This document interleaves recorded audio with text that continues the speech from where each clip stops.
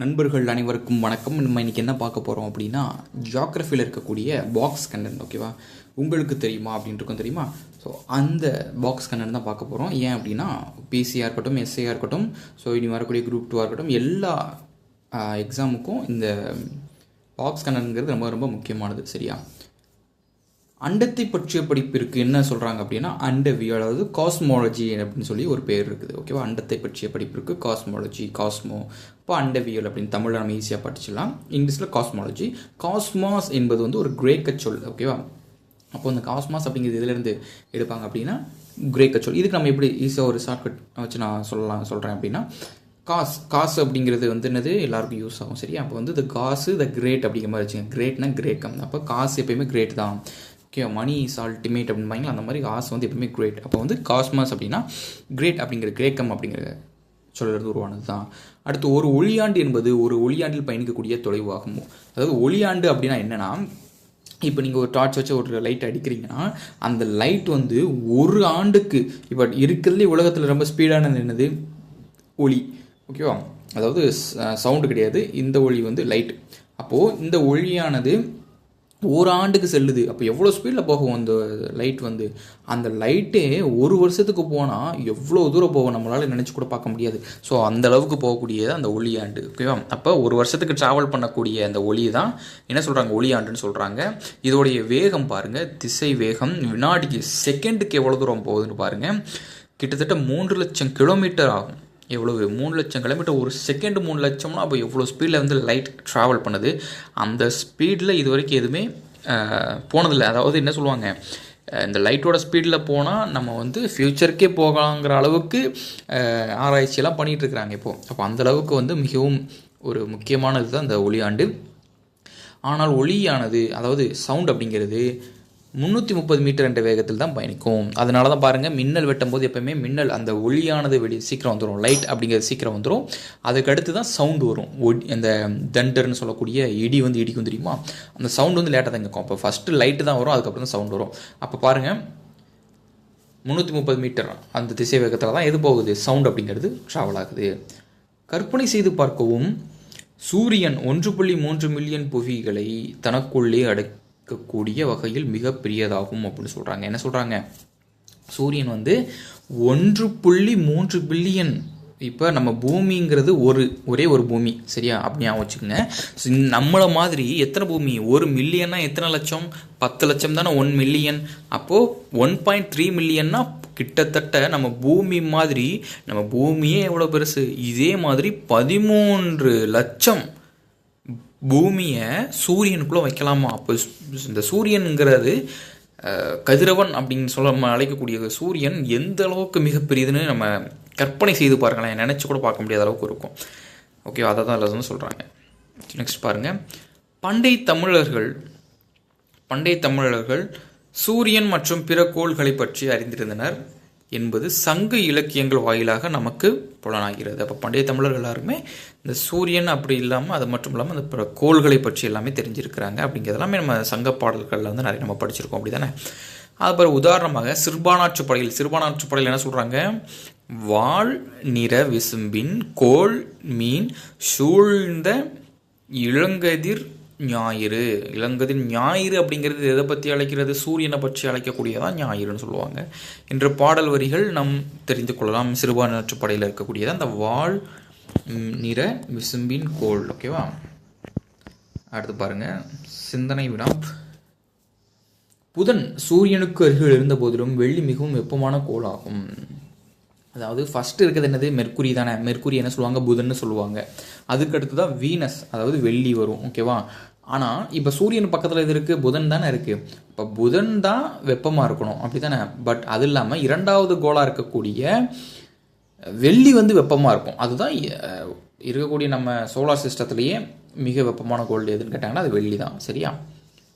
அடுத்து பாருங்கள், சூரியனுக்கும் புவிக்கும் இடையே உள்ள தொலைவு 150 மில்லியன் கிலோமீட்டர் ஆகும். இப்போ நம்ம பூமிக்கும் இருக்கக்கூடிய சூரியனுக்கும் எவ்வளோ டிஸ்டன்ஸ் இருக்கான், எவ்வளோ தூரத்தில் இருக்கான்? 150 மில்லியன் கிலோமீட்டர் அப்படிங்கிறது இருக்குது. அப்புறம் பாருங்கள், மணிக்கு 800 கிலோமீட்டர் திசை வேகத்தில் செல்லும் வானூர்தி இப்போ 800 கிலோமீட்டரில் ஒரு ஃப்ளைட்டு போனால் கூட 21 வருஷம் ஆகுமா நம்ம சூரியனை சென்றடையும். அப்போ எவ்வளோ தூரத்தில் இருக்குன்னு பாருங்கள். ஓகேவா, 21 வருடங்கள்லாம் இப்போ அவன் வயசில் பாதியே கழிஞ்சிரும். இதில் அப்படியாகவும் போகவும் முடியாது. அடுத்து பாருங்கள், இந்திய விண்வெளி ஆராய்ச்சி நிறுவனம் இஸ்ரோ செவ்வாய்க்கோளின் வளிமண்டலம் மற்றும் தரைப்பகுதி ஆராய்வதற்காக, நம்ம இந்தியாவில் இருக்கக்கூடிய இஸ்ரோ நிறுவனம் என்னது, இந்தியாவில் மிகப்பெரியது இஸ்ரோ தான். ஸோ அந்த இஸ்ரோ என்ன பண்ணுது, செவ்வாய்க்கோளை வந்து ஆராயிறாங்க. அதை ஆராய்றதுக்காக என்னது அனுப்புனாங்க அப்படின்னா 24/9 மாதம், சரியா, செப்டம்பர் மாதம் 24ஆம் தேதி 2014 அன்னைக்கு மங்கள்யான் அப்படின்னு ஒரு விண்கலத்தை அனுப்புகிறாங்க. சரியா, அதை வந்து என்ன சொல்லுவாங்கன்னா மாம் அப்படின்னு சொல்லுவாங்க. மாம் அப்படின்னா அதாவது எம்முக்கு வந்து மார்ஸ் ஆர்பிட்டார் மிஷன், அதுதான் மாம் அப்படின்னு சொல்லுவாங்க. சரியா, இதனால் இந்தியா செவ்வாய் கோளினை ஆராயும் நாடுகளின் பட்டியலில் ரஷ்யா, நாசாவில் என்னது யூஎஸ்ஏ தானே, ரஷ்யாவுக்கு வந்து ராஸ்காஸ்மாஸ்ன்னு சொல்லுவாங்க. அமெரிக்காவில் இருக்கக்கூடியது நாசா, ஐரோப்பிய விண்வெளி ஆராய்ச்சி நிறுவனம் யூரோப் ஸ்பேஸ் ஏஜென்சி ESAன்னு சொல்லுவாங்க. சரியா, ஸோ இவங்களுக்கு அடுத்தபடியாக 4ஆவதாக வந்து நம்ம தான் இருக்கிறோம். எதில், இந்த செவ்வாய்க்கோளில் ஆராய்ச்சி பண்ண மிஷனில். ஓகேவா,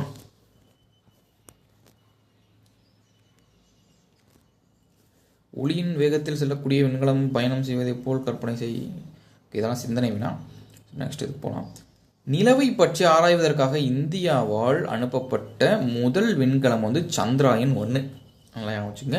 நிலவை ஆராயறதுக்கு என்ன பண்ணாங்க, சந்திராயன் 1 தான் அனுப்புனாங்க. 2008 வந்து இது வந்து அனுப்பப்பட்டது. ஓகேவா, அடுத்து பாருங்க, புவியின் சுழலும் வேகம் நிலநடுக்கோட்டு பகுதியில் 1070, சரியா, 1670 km/h அப்படிங்கிற இதில் வந்து ஸ்பீடில் வந்து சுற்றுது. 60 டிகிரி வடக்கு அட்சரேகையில் 845 km/h ஆகவும், துருவ பகுதியில், அதாவது என்ன சொல்கிறாங்க அப்படின்னா பூமியோடைய சுழலும் வேகம் வந்து கேட்பாங்க. கண்டிப்பாக இந்த SIBCலலாம் இந்த மாதிரி இதெல்லாமே மைன்யூட் கொஷின். ஸோ கண்டிப்பாக கேட்பதுக்கு அதிகமாக வாய்ப்பு இருக்குது. நல்லா தெளிவாக பாருங்கள். பூமி இருக்குது அப்படின்னா அந்த பூமியோட, இதுதான் பூமினா, அந்த பூமியின் சுழலும் வேகம் பார்த்தீங்கன்னா இதுதான் நிலநடுக்கோடு. பூமியை பாதியை பிரிக்கக்கூடியது நிலநடுக்கோடு. இந்த பகுதியில் பார்த்தீங்கன்னா 16.1670 ஈஸியாக நம்ம வச்சுக்கலாம். 1 லாஸ்ட்டில் 0 போட்டுருங்க. ஊழல 6-7 மட்டும் ஞாபகம் வச்சுக்கோங்க. சரியா, 6-7. ஓகே,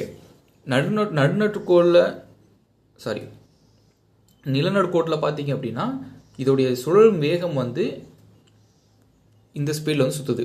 ஓகேவா, 1 ஹவருக்கு, ஒரு மணி நேரத்துக்கு 1670 km/h சுற்றுது. அதே போல் 60 டிகிரி வடக்கு அட்சரேகையில் பார்த்தீங்க அப்படின்னா எவ்வளோவா, கிட்டத்தட்ட 845. சரியா, இது வந்து கடைசி என்ன கொடுத்துருக்காங்கன்னு பாருங்கள். துருவ பகுதியில் சுழலும் வேகம் சூழியமாகவும் இருக்கும். இதுதான் துருவ பகுதி. ஓகேவா, இது ரெண்டும். ஸோ இங்கே வந்து 0 இருக்குது ஒரு ஸ்பீடு வந்து, இங்கே வந்து 845 இருக்குது. ஓகேவா, ஸோ ஞாபகம் வச்சுக்கோங்க. கண்டிப்பாக அதை வந்து நான் தடவை எக்ஸாமில் வந்து எதிர்பார்க்கலாம். அப்போது நிலநடுக்கோட்டில் வந்து 1670, அதுக்கப்புறம் 60 டிகிரி அட்சரேகையில் வடக்கு அட்சரேகையில் பார்த்தீங்கன்னா 845, 8ல் பாதி 4, 4க்கு அடுத்து 5 அப்படி மாதிரி வச்சுக்கோங்க. ஓகேவா, அதே போல் துருவ பகுதியில் வந்து 0. நள்ளிரவு சூரியன் என்பது இரு அரைக்கோளங்களிலும் கோடை காலத்தில் ஆர்டிக் வட்டத்திற்கு வடக்கிலும் அண்டார்டிக் வட்டத்திற்கு தெற்கிலும் 24 மணி நேரமும் சூரியன் தலைக்கு மேல் தெரியும் நிகழ்வாகும் சொல்கிறாங்க. ஓகேவா, அடுத்து பாருங்கள், பெரிஹீலியன் அப்படிங்கிற என்னன்னு பார்ப்போம். சூரிய அண்மைக்கு தான் பெரிஹீலியன் சொல்லுவாங்க. பெரிஹீலியன் என்பது புவி தன் சுற்றுவட்ட பாதையில் சூரியனுக்கு மிக அருகில் வரும் நிகழ்வாகும். இப்போ பூமி வந்து இப்போ சுற்றுவட்ட பாதை வந்து எப்படி இருக்கும், சூரியன் இங்கே இருக்குது அப்படின்னா சுற்றுவட்ட பாதை இப்படி தான் இருக்கும். ஓகேவா, அப்போ பூமியானது ஃபஸ்ட் இங்கே இது வந்து ரொம்ப தூரத்தில் இருக்குது. அபிஹீலியன் எதை சொல்லுவாங்க இதை வந்து. இதுக்கப்புறம் பாருங்கள், பெரிஹீலியன்னா பக்கத்தில். இப்போ சூரியன் பக்கத்தில் பூமி வருதுன்னா இது ரொம்ப பக்கமாக, இது ரொம்ப தூரம். சரியா, அப்போ பக்கத்தில் இருக்கிறதுக்கு பேர் தான் என்னது, பெரிஹீலியன் சொல்கிறாங்க. அதே மாதிரி தூரத்தில் இருக்கிறதுக்கு வந்து அபிஹீலியன். ஓகேவா, அபிஹீலியன் அப்படின்னு சொல்லுவாங்க. இப்போ சூரிய செய்மை அப்படின்னு சொல்லுவாங்க. சுற்றுவட்ட பாதையில் சூரியனுக்கு தொலைவில் இருக்கக்கூடியது நிகழ்வு. ஓகேவா, அந்த மாதிரி எல்லாமே நம்ம தெளிவாக பார்த்து வச்சுக்கணும். அடுத்து பாருங்கள், மன்னார் உயிர்கோளக்க பெட்டகம். இது எங்கே இருக்குது, நம்ம தமிழ்நாட்டில் தான் இருக்குது. ராம்நாத் டிஸ்ட்ரிக்ட் அங்கிட்டு அந்த இது இருக்குது பார்த்தீங்களா, ஸ்ரீலங்கா போகிற வழி அந்த சைடில் தான் இருக்குது. இலங்கையும் இதையும் பிரிக்கக்கூடியது.